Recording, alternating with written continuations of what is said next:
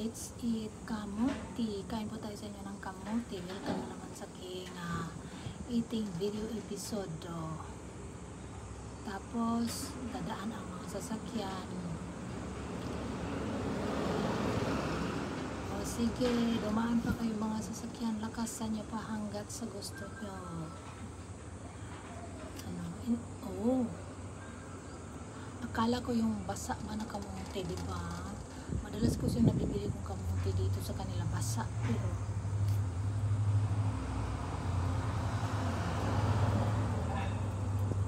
tapos meron pala ako diyang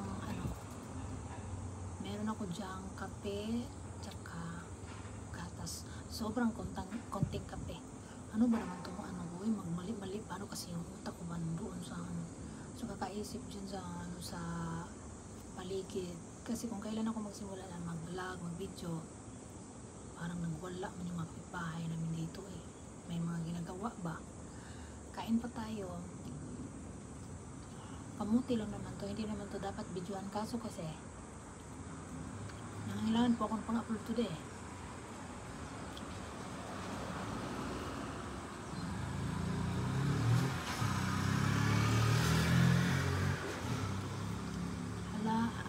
Daan kayo mga motor, lakasan yon hanggat sa gusto nyo.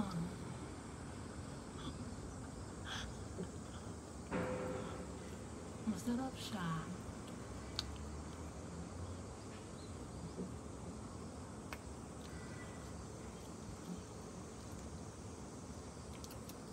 Nagluto pa kasi ako ng sabaw.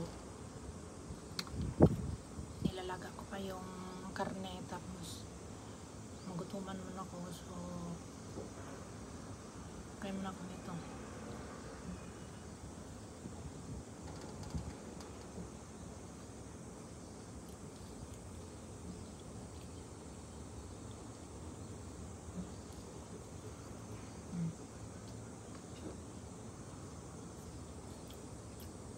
Parang ito lang atang isa ang kakainin ko ngayon.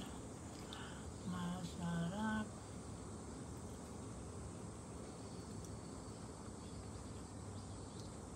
Tama pala yung pagkapili ko na marami siyang parang hindi ba siya makinis, kasi yung makinis, may mga makinis ng kamuti dito malalaki, matamis lang siya, pero hindi siya ganito, may tubig. Pero yun naman ang natural ng kamuti, kinakain na yan dito.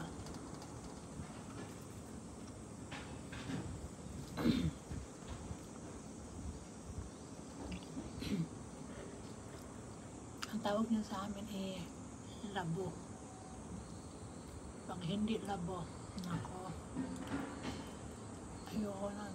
Buti na lang talaga, hindi ba maingay. Nahulog.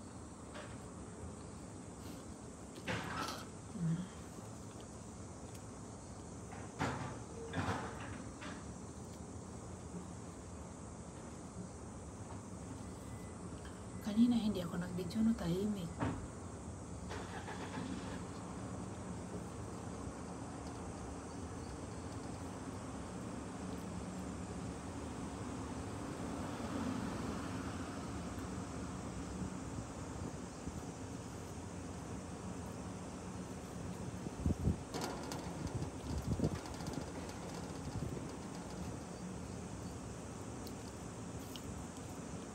Ang tagal ko nang hindi nakapag inom ng kape. Mga taon-taon na rin.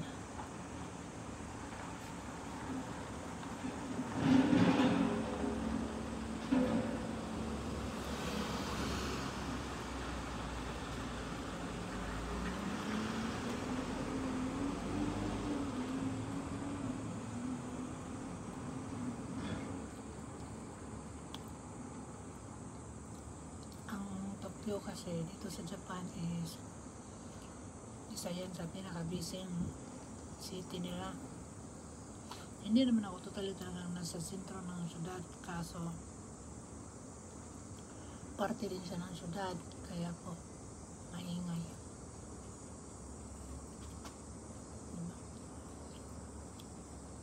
masarap din ito sa may kinilaw or ginamos.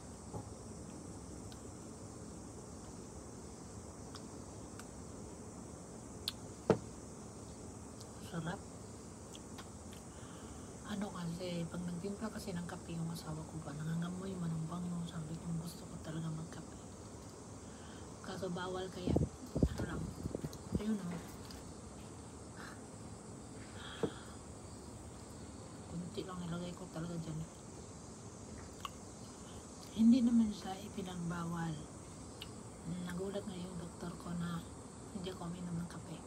Kasi dito kasi yun eh, nagpapalpitit ko yung puso ko like, ano, pag uminom ako ng marami yan.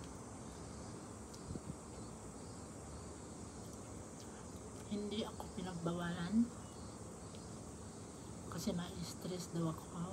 Yun nga lang, control, ganun.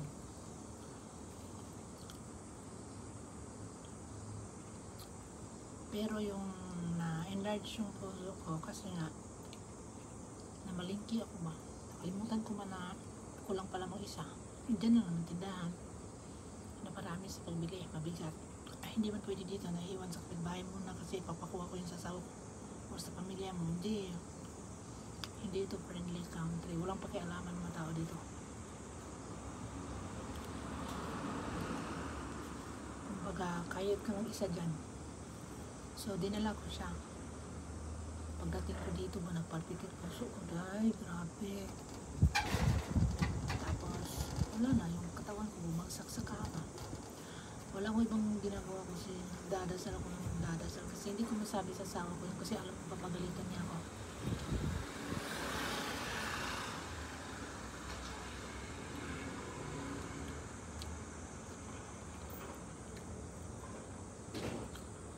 Nawala naman siya.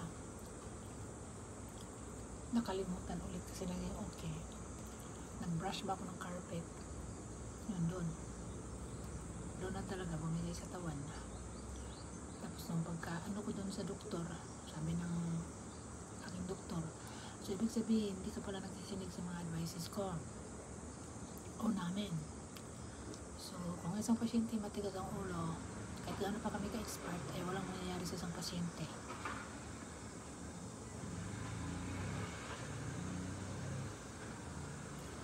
Tapos sabi ng aking asawa, paano ba naman kasi ito? Pinanganak ito ng month of Taurus. Pinakamatigas ang ulo, fix ang utak.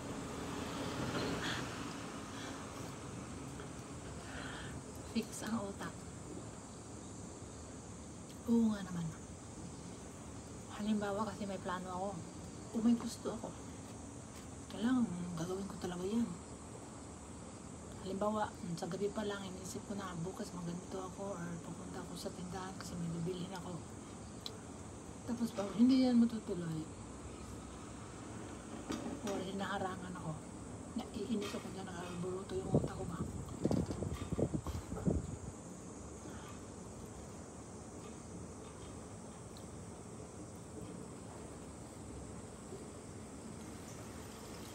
Sinong Taurus dyan? Apilak tayo. Tapos natawa ako kasi wala akong alam kung ano yung zodiac sign na yan. Na-curious ako. Sabi ko, bakit laging binabanggit niyo sa akin yung zodiac sign ko? Sabi niya, di ba ganyan kayo mga Taurus? Titigas yung ulo. Kasi fix ang utak namin. Hindi kami pwede paiba-iba pa yung desisyon sa buhay. Diretso talaga. Ito, natawa yung doktor ko.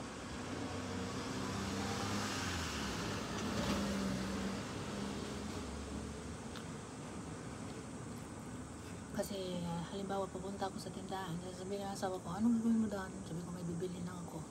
Pero lagi niyang pinapalala sa akin, huwag kang bumili ng marami kasi bawal kang magdala ng ganito, ganyan. Maraming plano sa buhay na bilhin. Mabigat. Yun ang napala sa matigas ang ulo. Pero ngayon okay na po ako kaya kain na lang po ako eh. O ikaw kaya lumaki ka ng maliksi. Lumaki ka ng natural yung buhay mo, yung mga gawain, mga ginagawa natin. Ngayon ay binagbawal na. At yan ang nakasanayan ko. So, siyempre hindi mo maiwasang gawin yan. Mahirap ba i-adjust na magiging ano na pala ako, belong sa special child.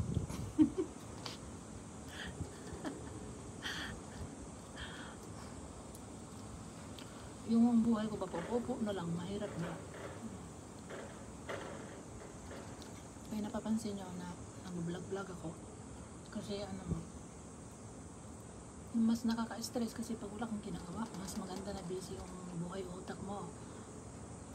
Busy ka araw-araw para yung utak mo hindi mapunta sa mga negativity, thinking. Tama pong pagka-English mo mali, i-search niya sa Google.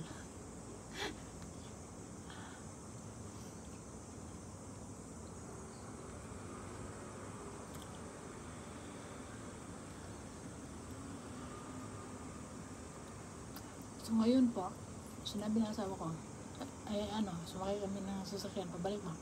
Bakit ko yung binabanggit nyo yung zodiac sign? Sabi niya, di ba ganyan kayo? Mamaya basahin mo yung mo, hindi yung lagi ka lang mukbang ng mangga dyan sa lechon.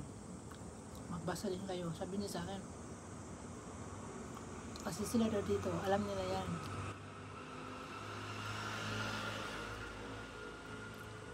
Tatanungin ka lang nila na kailan yung birthday mo, alam na nila kung anong zodiac ka. Magdepende pa pala tayo sa zodiac sign natin, yung ugali natin ba. Ngayon ko rin talaga nalaman yan. Totoo naman, aminado naman ako. Pinakamatigas na ulo sa zodiac sign, pero mabait. Yun nga lang, pag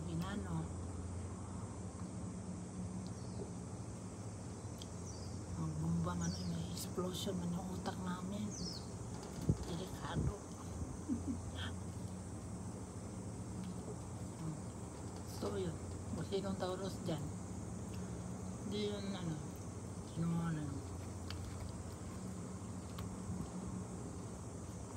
Kaya pala pag halimbawa may gusto ako, kaya pala inaano ng asawa ko yan kasi alam niya, alam ko kayo mga Taurus, mga matitigas ang ulo ko, anong gusto niya, talagang kailangan niya kasi kung hindi na-i-stress kayo.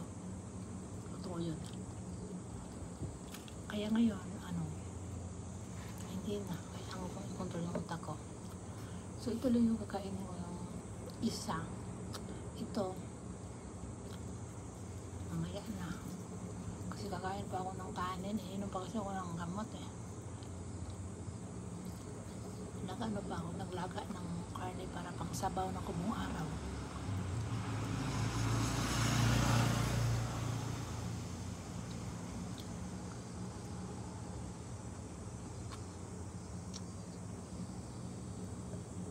Sarap ng kape. Ang sarap ng kape na to.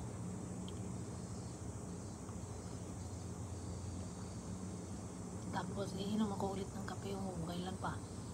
Hindi palagi kasi bawal. So, hindi nga bawal. Minsan magpalpitit siya. Dati pa naman. Ay, iwan ko ba kung bawal ba to? Kasi hindi ako pinabawalan masyado ng aking doktor. Baka daw ako ma-stress. Basta i-control ang lahat. Kailangan din natin kasi yan sa katawan. I-balance ang lahat. Ganun lang. Sabi niya sa akin. Basta yung kilo mo, yun ang tandaan mo na hanggang dyan ka lang. Biruin nyo hanggang 46, 47 lang allowed. Kaya mukha talaga akong tiki. So ayun, mukha na nga akong tiki. Kaya wala na po akong magagawa dyan. Kahit itambling ko pa, ito nang pinabalito. But anyway, hanggang dito na lamang. Maraming salamat po sa inyo pagsama sa aking video na to. Medyo maingay, mahangin. Tapos yung namin dito, yung shutter, yung kita yan sa likod. Ewan ko ba yung mga bahay dito sa area na to, may mga shutter talaga kasi daw protection pag may bagyo, may ulan, may hangin. So sinasarado talaga para po hindi maano yung bildo. So ayun, dito na lamang. Mag-ingat po kayong lahat at sana po ay okay kayo. At syempre, sana po ang lahat ay laging may makakain, makamuti man o saging. Napakasarap po yan. So this is a blessing from ano naman, all over from above. Tsaka tama bang pagkasabi o pagka-English, kung hindi eh i-google lang talaga. So ayun, medyo mahaba na ang video, mag-ingat po tayong lahat.